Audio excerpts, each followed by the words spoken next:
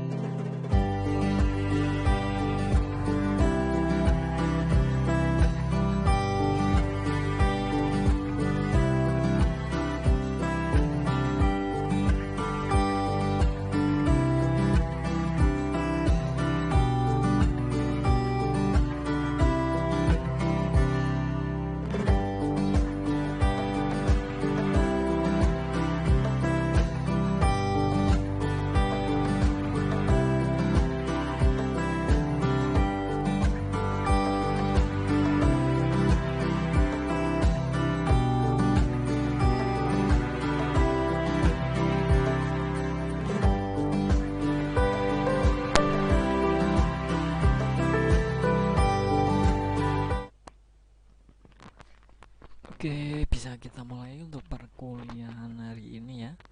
Untuk manajemen pemasaran, untuk pembahasan kali ini, untuk pertemuan ke-10 ini, kita bahas adalah segmentasi, targeting atau positioning dalam memanage pemasaran. Nah, seperti itu ya. Nanti Untuk masalah materi bisa kalian akses waktu-waktu ya di Classroom ya. Kalau nanti belum saya share berarti nanti ditunggu saja seperti itu. Oke, kita mulai saja ya. Nah, di sini untuk mengenai capaian belajar ini, mahasiswa diharapkan mampu memahami dan menjelaskan penetapan strategi segmentasi, targeting, dan positioning dalam pemasaran. Jadi harus tahu ya apa itu segmentasi, targeting maupun positioning dalam manajemen pemasaran. Oke, untuk peningkatan jumlah perusahaan yang jumlah perusahaan kecil dan besar berdampak pada katanya persaingan antar perusahaan sama dan berbeda. Nah, salah satu cara untuk memenangkan kompetisi adalah meningkatkan kualitas produk. Nah, ini adalah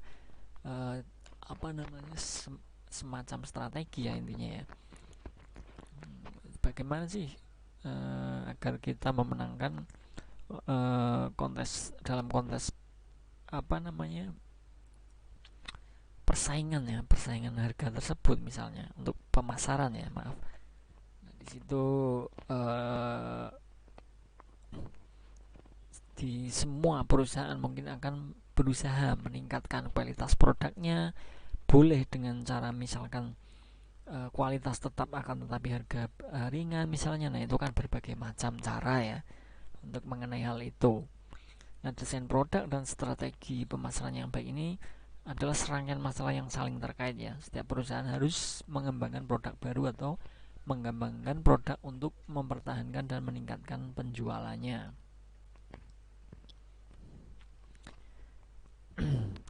Ini karena produk mereka sudah ada dan rentan terhadap perubahan kebutuhan pelanggan, teknologi baru, dan meningkatkan persaingan seperti itu. Nah, dalam kondisi persaingan tersebut ya, produk yang semakin ketat itu, setiap perusahaan tentunya menawarkan produk terbaiknya dari produk hasil masing-masing mereka. Nah, kunci kesulitannya adalah strategi pemasaran. Strateginya bagaimana? Nah, ini sudah saya jelaskan mungkin ya di depan untuk mengenai strategi kompetitif ya. Untuk salah satu keunggulan kompetitif wajib perusahaan adalah strategi pemasaran yang tepat. Nah, strategi pemasaran yang tepat ini tidak terbatas pada menyiapkan taktik bauran pemasaran, tetapi juga strategi segmentasi ya, yang membagi pemasaran produk berdasarkan target pelanggan. Nah, target pasar dengan target sasaran dan positioning ini yang diinginkan oleh konsumen, sehingga konsumen selalu memikirkan produk yang dijual oleh perusahaan tersebut. Nah, ini salah satu strategi ya untuk segmentasi dan positioning mengenai produk dipercaya terhadap konsumen. Bagaimana? Nah, itu dengan cara tersebut misalnya, itu salah satunya. Nah, di sini juga ada pendapat mengenai itu ya, Henry dan Wijaya ini. Strategi adalah bagaimana perusahaan menggunakan metode analitik untuk membantu memahami sehingga dapat mempengaruhi posisi pasar perusahaan. Sebagai langkah pertama, perusahaan perlu memahami apa yang dibutuhkan konsumen. Itu tentunya ya, itu poin utama. Dan apa yang mereka inginkan sehingga perusahaan dapat membuat keputusan yang tepat untuk langkah selanjutnya ya. Nah, itu menurut tadi Henry dan Wijaya, dalam Wijaya. Nah, untuk mengenai hal itu juga dari Kotler dan Armstrong berpendapat bahwa ada 5 konsep dasar konsumen dan pasar, yaitu yang pertama ada kebutuhan, keinginan, dan permintaan. Ini adalah konsep dasar konsumen pada pasar ya, tentunya ya, ada kebutuhan, kemudian keinginan, ada permintaan. Yang kedua ada penawaran, pemasaran, produk, layanan, dan pengalaman. Kemudian nilai dan kepuasan, setelah mungkin konsumen tersebut memakai produk kita, kemudian mereka akan merasakan ya, oh ternyata produk A ini bagus. Nah, nanti kan akan timbul nilai kepuasan dari produk tersebut. Misalkan konsumen tersebut merasa produk tersebut tidak bagus, tidak puas, maka mungkin dengan kemungkinan besar pasti konsumen tersebut tidak akan membeli lagi. Nah, itu yang harus dicegah ya. Bagaimana sih agar konsumen membeli lagi? Nah, itu tentunya kualitas juga perlu ditingkatkan. Kemudian pertukaran dan hubungan. Ini pertukaran hubungan ini mengenai perusahaannya. Kemudian mengenai pasar, termasuk dalam halnya konsep konsumen ya. Ini pasarnya itu di apa namanya? Misalkan menengah ke bawah atau menengah ke atas, itu sesuai dengan konsumen masing-masing tentunya ya. Nah, untuk Canon Bereot kemudian McCarthy ini berpendapat strategi pemasaran mendefinisikan target pasar dan bauran pasaran yang tepat. Nah, strategi ini memberikan gambaran besar tentang apa yang dilakukan perusahaan di pasar. Diperlukan dua bagian yang saling berhubungan, yaitu ada target market, kemudian ada marketing mix. Nah, ini bisa dipelajari nanti ya. Nah, langkah utama dalam merancang analisa ini, market segmentasi, marketing, targeting, dan positioning ini yang bisa dilihat di sini ada sumbernya dari Kotler Armstrong tadi ya. Oke, nah di sini segmentasinya kita analisis, kemudian ke targeting kita Nah, ini segmentasi ini bagaimana? Membagi ya, membagi total pasar ke dalam segmen yang lebih kecil. Itu tergantung ya, ini tergantung marketingnya juga, itu bagi ke total pasar tersebut sesuai segmennya yang lebih kecil misalnya. Dan untuk analisis STP menciptakan nilai untuk target konsumen. Nah, setelah analisis ternyata sudah mendapatkan hasilnya, untuk targeting sendiri adalah memilih segmen satu atau lebih untuk dimasuki target ya, karena sudah kita analisis kebutuhan dari konsumen tersebut seperti apa, barulah kita tahu targetnya kita seperti apa yang kita masuki pasarnya misalnya. Kemudian positioning di sini adalah menempatkan penawaran pasar dalam benak target konsumen. Nah, ini menempatkan untuk penawaran di segmen pasar tadi ya. Itu adalah langkah utama dalam merancang analisa tadi ya. Untuk karena sudah teranalisa itu awalnya tentunya kita segmentation ya, yaitu kita bagi total pasar untuk segmen yang lebih kecil misalnya. Bagaimana sih caranya seperti itu. Nah, untuk segmentasi ini memiliki peran penting dalam suatu perusahaan. Segmentasi memiliki peran beberapa, seperti halnya satu, segmentasi memungkinkan perusahaan untuk lebih fokus pada pengalokasian sumber daya ya. Membagi pasar menjadi segmen yang akan memberikan gambaran bagi perusahaan untuk menentukan segmen mana yang akan dilayani. Nah, ini tentunya perlu kita bagi ya. Kemudian segmentasi adalah dasar untuk menentukan komponen strategi disertai dengan pemilihan target pasar. Kemudian segmentasi adalah faktor kunci untuk mengalahkan pesaing dengan melihat pasar dan sudut yang unik dan dengan cara yang berbeda yang dilakukan oleh pesaing. Nah, ini termasuk sebagai trik juga mungkin ya, bisa dikatakan seperti itu. Nah, untuk dasar segmentasi itu perencanaan pemasaran mengakui bahwa karakteristik konsumen harus menjadi dasar untuk menentukan strategi. Nah, kenyataannya adalah kebalikannya, di mana manajer fokus pada respons segmen yang berbeda terhadap strategi yang telah ditentukan. Oleh karena itu, untuk penentuan segmen pasar harus didasarkan pada variabel yang akan mempengaruhi perilaku pembelian konsumen. Nah, untuk menurut Agustini, nah sedangkan untuk Jussermi atau Rinal di sini mengatakan segmentasi ini adalah proses membagi pasar yang heterogen ke dalam kelompok-kelompok yang memiliki kebutuhan yang sama atau kesamaan karakter yang memiliki respon yang sama dalam menghabiskan uang. Nah, ini kita pilih atau kita bagi dulu segmentasinya ya, untuk jenis yang sama, kemudian kelompok-kelompoknya kebutuhan yang sama dalam pembelanjaannya, itu nanti bisa kita segmentasikan. Yang merupakan variabel utama dalam segmentasi adalah beberapa di sini ya, bisa dipelajari nanti. Yang pertama ada segmentasi geografi, kemudian demografi segmentasi, ada psychographic segmentation. Nah, ini silahkan dipelajari. Untuk pendekatan dalam membagi pasar ada 3 untuk menurut Kotler ya, ada segmentasi atribut statis, atribut segmentasi dinamis, kemudian ada segmentasi individu. Untuk keuntungan segmentasi pasar, yang pertama ada memahami secara umum mengenai suatu pasar atau manfaat yang diperoleh, pola pembelian dan pemakaian produk, kebutuhan, loyalitas merek dan pola pergeseran perpindahan ke merek lain, kombinasi ya. Untuk menentukan posisi pemakaian produknya, preferensi produknya, manfaat yang diperoleh. Kemudian untuk konsep produk baru, untuk keputusan penentuan harga, untuk keputusan periklanan ya, manfaatnya, kombinasi variabel tadi ya. Untuk keputusan distribusi, loyalitas dan patronase toko, manfaat yang diperoleh dalam pemilihan toko.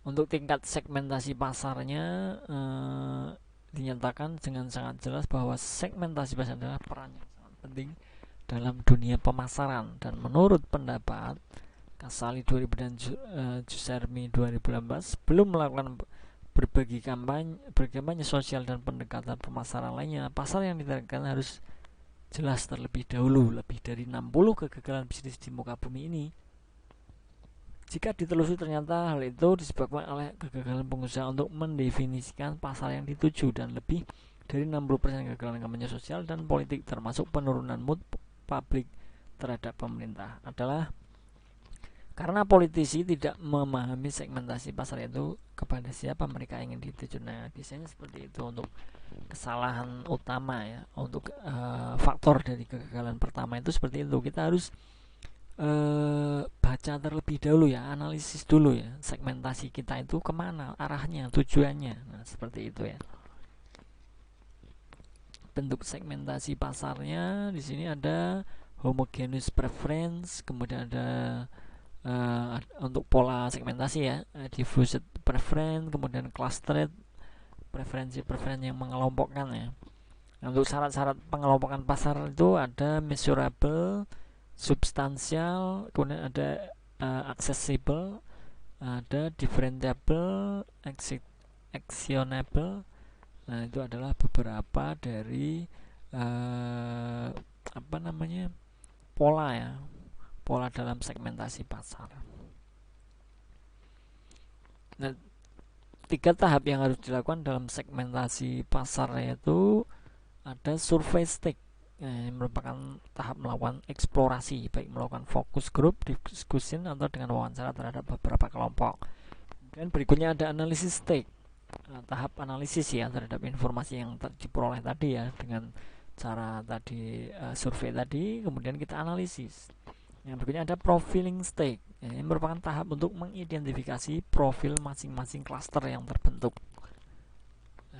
Kemudian untuk analisis segmentasi pasarnya, segmentasi mencakup analisis antara lain segmen pasar atau market segmen, mana yang menjadi target pasar market.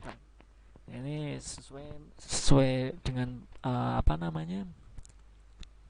tentunya sesuai dengan produknya ya, targetnya itu kemana kita di pasar mana, seperti apakah menengah ke bawah ataupun mungkin di menengah ke atas ataupun yang lain. Misalnya benda apa yang pelanggan inginkan dari jenis pelayanan yang dijual. Misalnya ada diskon, kemudian ada kualitas perlu ditingkatkan dan lain sebagainya. Itu adalah kita baca, kita analisis nantinya. Kemudian bagaimana cara terbaik untuk menyusun unsur pemasaran dalam memenuhi berbagai keinginan kebutuhan mereka, gimana pelayanan tersebut dipromosikan, dan kapan pelayanan promosi tersebut dipromosikan. Nah, itu adalah beberapa penjelasan mengenai segmentasi, nanti bisa kalian pelajari kembali ya.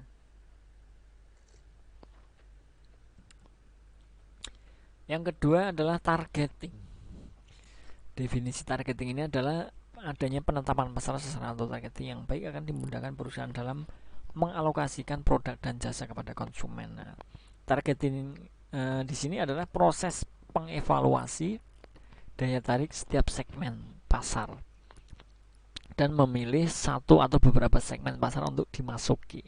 Jadi setelah tadi dianalisa ya, di dalam segmentasi kita pilih, kemudian kita ketemu untuk analisa tersebut, baru kita masuk ke targeting ya. Targetnya itu berapa yang sesuai dengan incaran ataupun promosi kita.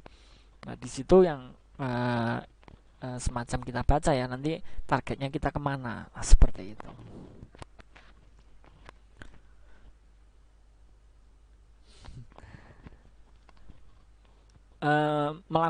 Untuk melakukan evaluasi terhadap segmen pasar yang nanti dipilih sebagai target pasar ini, perusahaan perlu memperhatikan 3 faktor. Yang pertama ada ukuran dan pertumbuhan pasar. Harus ditentukan ya, suatu segmen potensial ini memiliki karakteristik umum dan yang tepat. Kemudian ada daya tarik struktur segmennya, menilai dampak profitabilitas jangka panjang. Kemudian tujuan dan sumber daya perusahaan, mampu menimbang kesesuaian segmen yang disasar. Perusahaan mempunyai sumber daya yang memadai untuk melayani segmen tersebut. Tentunya seperti itu. Nah, untuk targetkan keputusan pasar, ada 5 faktor yang perlu diperhatikan sebelum menetapkan target pasar. Yang pertama ada ukuran segmen, perkiraan besarnya ya. Ukuran segmen yang akan dituju itu tentunya kan mungkin sesuai dengan analisis sebelumnya ya. Perusahaan yang besar akan memilih segmen dengan volume penjualan besar dan menghindari segmen kecil, dan sebaliknya untuk perusahaan kecil tentunya dia akan target tersebut tentunya akan ke pasar yang kecil. Nah, seperti itu sebaliknya. Nah, untuk pertumbuhan segmen, walaupun ukuran segmen sangat kecil, bukan tidak mungkin akan berkembang atau diharapkan secara berkembang masa mendatang tentunya ya. Walaupun awalnya misalkan segmen pasar kita itu kecil, akan tetapi dengan seiring perkembangan dan pengembangan dari perusahaan tersebut nanti akan menjadi besar, bisa saja seperti itu. Nah, biaya yang harus dikeluarkan mencapai segmen tersebut, suatu segmen tidak cocok dengan kegiatan pemasaran perusahaan, seharusnya tidak dikejar. Misal ya, apabila tadi biayanya itu tidak sesuai dengan segmennya, itu tentunya tidak perlu dilakukan. Kesesuaian dengan tujuan dan sumber-sumber kemampuan perusahaan, target itu harus sesuai dengan tujuan dan sumber-sumbernya. Kemudian posisi persaingan suatu segmen mungkin mempunyai ukuran dan pertumbuhan yang baik, tapi mungkin mempunyai potensial lemah dalam hal laba. Nah, biasanya seperti itu kita yang perlu kita pahami juga ya. Misalkan kita sebagai suatu perusahaan,